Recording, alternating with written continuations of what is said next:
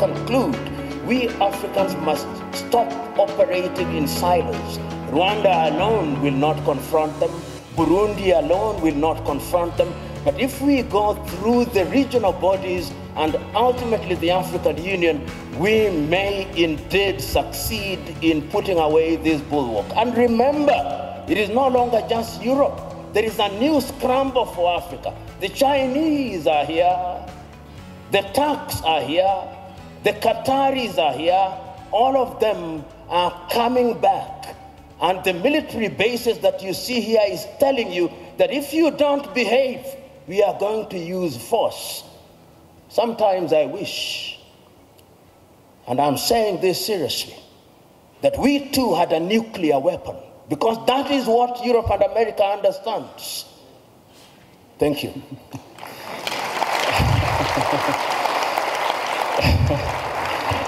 Prof, thank you very much indeed.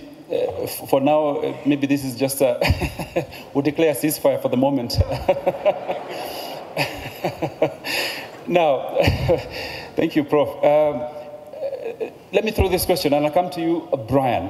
I think Lumumba PLO took us through those stages. It's been 60 years plus we've had this. We're actually calling it the enduring destabilizing factor. Why is it so difficult to really tackle this issue? Why is it taking us so long? I think the most fundamental challenge is not white supremacy. It's black inferiority and the abiding appetite amongst the black elite to function on the basis of white embrace. Number one. If we ourselves, even our thieves, are not patriotic, when they steal from Africa, they invest in Europe. They don't believe. The minister said, fix our own governance system.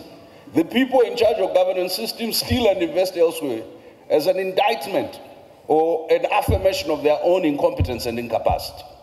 But the second bit is that I think both His Excellency Moussa Faki, Professor Lumumba, and the minister indicated, when you grow a disconnect between the people who give you legitimacy, who are the ultimate resource for the transformation of any nation, when you grow a disconnect between your culture, Amilcar Cabral said, every revolution is first a cultural revolution. A people must believe in themselves. That way they're able to produce both citizens and leaders who are not only patriotic and competent, but that are future focused and that are regenerative. Unfortunately for us, we have constantly killed three forms of assets. First asset, we kill our babies and our young people by never exposing them. And Rwanda is an exception to this, to what it means to govern and what it means to negotiate, what it means to compete.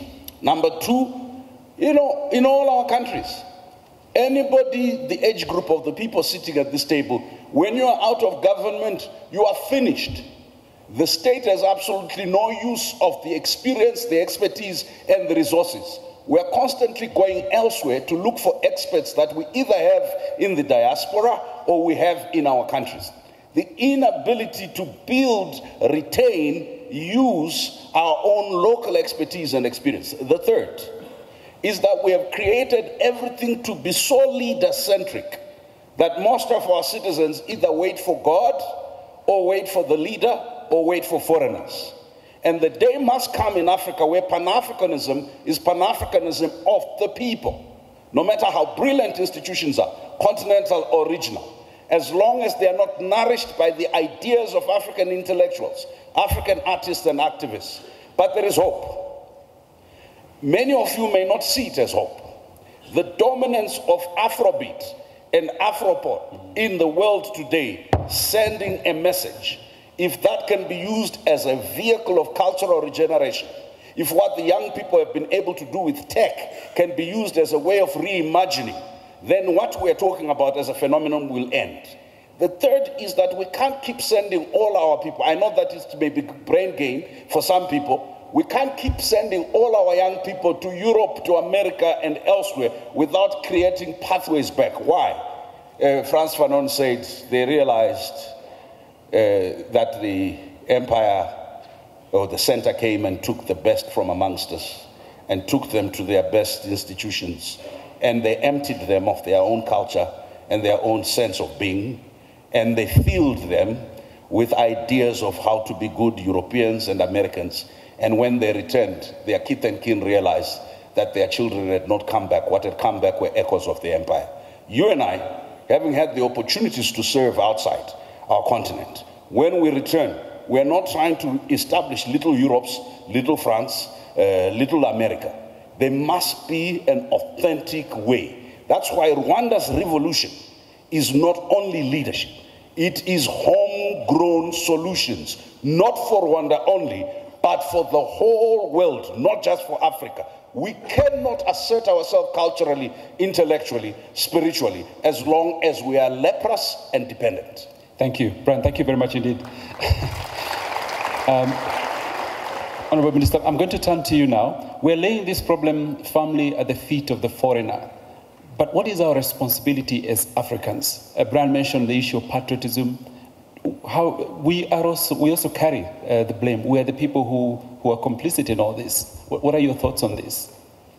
I think I already mentioned, I already said something about this. Foreign interference is real on our continent. It was here during the colonization time and even after the independence. But we cannot sit here and keep blaming others without ourselves. We are just able to analyze and see that foreign interference has done bad to our continent. But now we know we should do something about it. And we need to start by owning our own development, as I mentioned earlier. We needed to put in place the right policies for our continent. We need to build regional integration and later on continental integration. We have the Agenda 2063 for the African Union. We know what we need to do, and we should just do that. So blaming others, it's fine, but we need to stop and start just addressing the issues we know very well. And we cannot neither close the continent and consider that all others are bad. This is not possible. It is not even realistic. We need to work with others, and we need to go and train in America, in Europe, and wherever. But we need to train there. We need to study there, knowing very well that we are doing that for our continent, for our countries to benefit from those trainings. So we need to be conscious that we need to develop our own countries and our own continent. We cannot keep blaming everybody else except ourselves, because we have the diagnosis is there. We know our problem. We know the solution. We need to implement it. And as I mentioned earlier, we just need to own our development. We need to have the courage to adopt the right policies and to implement them. And we need also to know, to develop our capacity to deal with foreigners who are coming to our countries. If Americans have USAID, if others have SIDA, if others have NABER or whatever, it is good. Now it is upon me, upon Rwanda, upon any African state to know the better way to use these mechanisms which are there for the benefit of our own people. We should be able to tell these partners that this is the development path we want to take.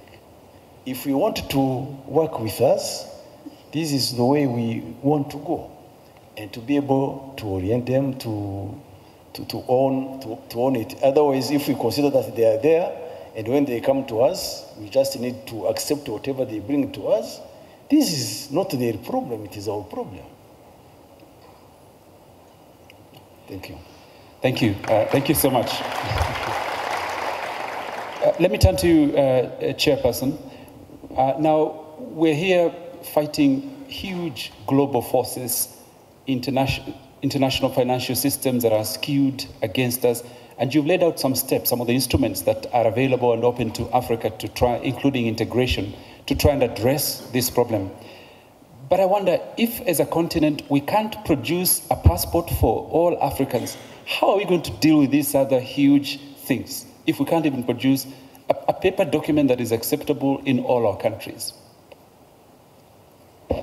Oui, je crois qu'après 60 ans, ne serait-ce qu'en prenant la date de naissance de l'OUA, il y a 60 ans, je crois que c'était un moment pour faire le bilan. On l'a fait au 50e anniversaire, c'est là où nous avons adopté l'agenda 2063. Le problème, c'est d'être conséquent et de mettre en œuvre ce que nous avons décidé. Il y a des décisions, il y a des institutions, il y a des programmes, il y a même un agenda qui sont très bien élaborés. Les problèmes résident sur la mise en œuvre. La question du passeport, la question de la libre circulation des biens et des personnes. Il y a un protocole qui a été signé depuis bientôt 10 ans, 2014, sur la libre circulation. Jusqu'aujourd'hui, on n'a pas eu 15 États qui l'ont ratifié pour qu'il entre en vigueur. 10 ans après. On est venu ici, on a signé sur cette place-là la zone de libre-échange continentale. Comment on peut implémenter la zone de libre-échange continentale si on ne permet pas aux Africains d'aller et venir? La libre circulation, c'est ça l'une des contradictions à laquelle on fait face avec nos États membres. Je crois que c'est une question de responsabilité. Aujourd'hui, on sent un divorce entre les populations et les leaderships. La population est majoritairement jeune, elle veut le changement, elle veut vivre. Et donc, je crois que nous sommes à des moments où il faut être conséquent. On connaît le contexte dans lequel nous nous trouvons. On sait ce que nous avons subi. Il n'y a pas de pardon. En ce moment, nous sommes avertis. C'est pour cela que la responsabilité première est la nôtre. La question de la bonne gouvernance. Plus le leadership est en relation directe et en conformité avec les aspirations de ses concitoyens, mieux il est respecté et mieux il peut mettre en œuvre ce qui aura été décidé. Donc, c'est là où se situe la vraie problématique. Sur le plan global, nous sommes un continent, nous sommes aujourd'hui certains que les États africains pris individuellement ne peuvent pas peser. Nous avons des communautés économiques régionales, SADC, ECOWAS, ECAS, IGAD, etc. Nous avons, dans le cadre de la réforme, depuis 2019, instauré un sommet de coordination chaque année. Cette année, c'est le 18 juillet, il va se tenir à Nairobi, au Kenya, où les responsables des différentes communautés économiques régionales et la Commission de l'Union africaine et le bureau de la conférence se retrouvent pour analyser la situation économique et de développement dans le continent. Mais il y a une contradiction entre ce qu'on décide et ce qu'on met en œuvre. Et le cas du passeport est l'un de ces points. Même en utilisant nos passeports nationaux, il suffit de ratifier cette convention, ce protocole, pour que je puisse prendre mon passeport, aller dans n'importe quel pays africain, rentrer dans ces territoires, m'installer et faire des affaires, par exemple. On ne peut pas faire du commerce si on n'assure pas la libre circulation des biens et des personnes. Et donc, l'un des problèmes auxquels nous sommes confrontés aujourd'hui, c'est la mise en œuvre de ce qu'on aura décidé, et notamment le protocole sur la libre circulation des biens et des personnes. On a encore moins de 10 États. Heureusement, le Rwanda fait partie des premiers États à avoir ratifié ce protocole. Et chaque sommet, on rappelle aux États qu'il faut ratifier cet accord, ne serait-ce que pour mettre en œuvre la zone de libre-échange continentale. Nous ne sommes pas une contradiction près, malheureusement. Thank you. Thank you. Thank you very much indeed. PLO, your thoughts as well on why it has taken us so long? I'll answer your question, but I must also respond to what I hear the minister say. First of all, when we talk the way we do, we are not blaming anybody. The impact of European and American and Russian and Chinese interference is a raw wound. It is not something that is in the past. It is something that is happening as we speak. And therefore, when we speak to it, we are speaking to it to warn ourselves of the reality. When we speak about the Danidas and the NGOs, these are bodies whose raison d'etre is to ensure that we remain in a perpetual state of begging. That is what we are doing to warn ourselves. And we are not for 1 minute saying that we will shut ourselves out from the rest of the world. What we are saying is that we must define how we engage with the whole world. And we are saying that as individual countries, we are weak, and the rest of the world wants to operate and to deal with us in our weak state. The United States of America are dealing with Rwanda on second-hand clothing. Rwanda cannot resist them. Burundi cannot. Kenya cannot. Uganda cannot. But if we are East Africa with a population of 300 million, we can. If we are SADC, we can. If we are ECOWAS, we can.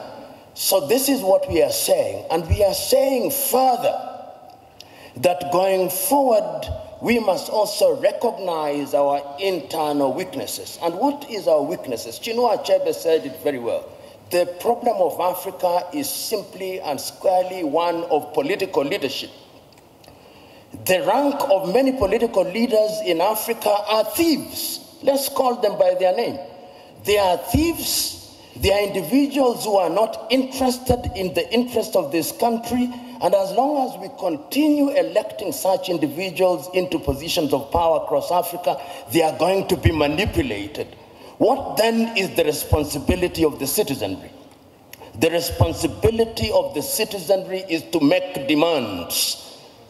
The chairman here, I hope he has received the several letters that I have written to him. I've written several letters to his organization talking about the role of the African Union in peacemaking. I wrote to the chairman only last week about the situation in Sudan, saying we must solve our own problems. And I want to see a crusading African Union, so that it's not the Americans and the Saudi Arabians who are summoning them to Jeddah. It should be in Addis Ababa. In a nutshell, Joe, what I'm saying is that we have a responsibility to ourselves, both at the leadership level and at levels of the civic society. We must be engaged in a positive manner, and we must keep on shouting without being diplomatic, because diplomacy is lulling us into a false sense of security. And lastly, I want to say this.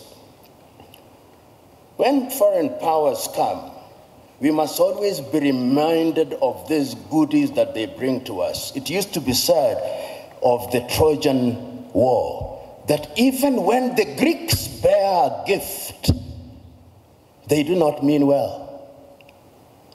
They never mean well. And the sooner we say it, recognizing the external threat, recognizing the domestic weaknesses, the safer we are. Right now, as I conclude, there is a group of experts going around East Africa collecting views about the constitution of East Africa. I've just written to them this morning. They are leaving Kenya. If you ask 10 Kenyans, possibly only one knows they're in Kenya. Then they will be going to Burundi. If you ask your typical African about Africa Agenda 2063 out of 10, if 2 know about Africa Agenda 2063, you'll be lucky. If you ask them about the Africa Continental Free Trade Area 10, if 2 know, you'll be lucky. In other words, we are not doing well. And I'm going to be blunt at these functions.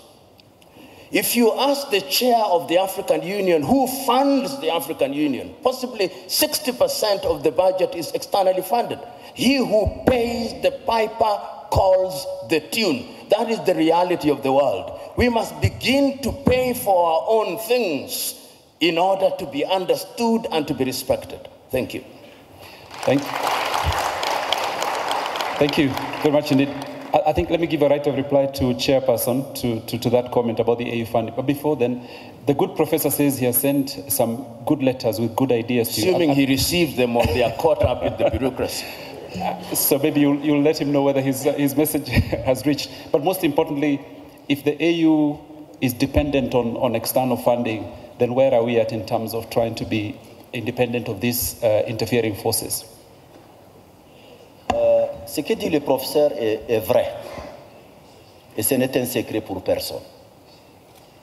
Si en 2016 et 2017, il a été décidé de procéder à une réforme sur le financement de l'Union africaine, c'est parce que le constat a été fait que l'essentiel de notre budget est financé de l'extérieur.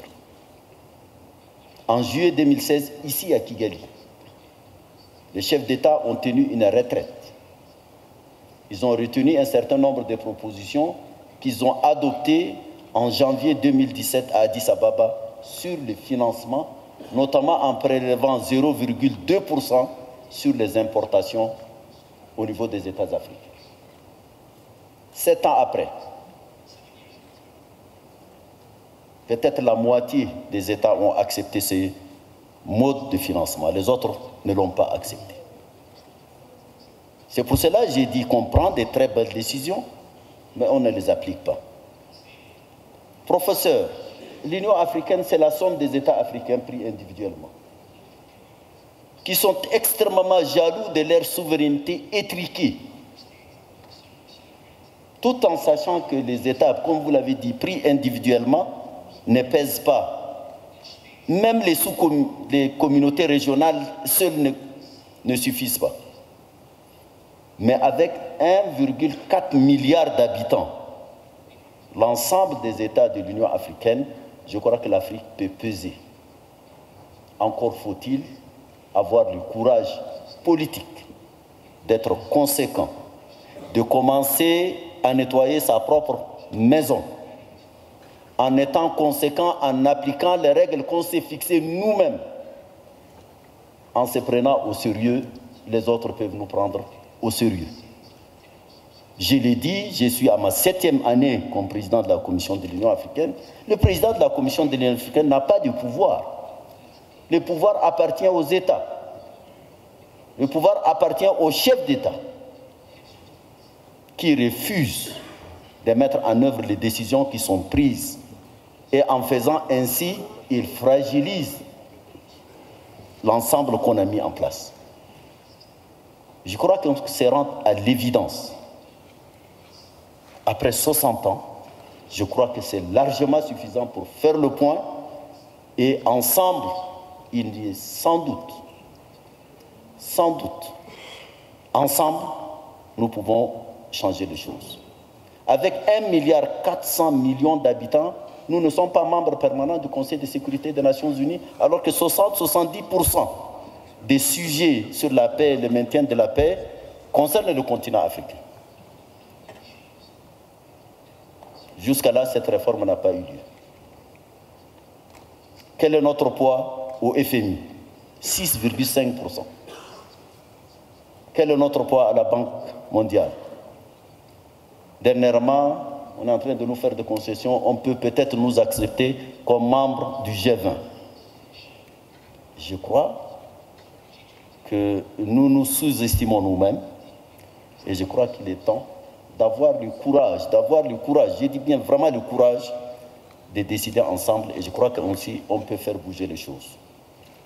C'est comme ça que les choses se présentent de manière crue, je ne parle pas diplomatiquement, ce n'est pas le lieu, je parle à des officiers, à des militaires qui sont appelés généralement à exécuter leurs ordres qui leur sont donnés pour maintenir la paix, la sécurité et la stabilité dans le continent.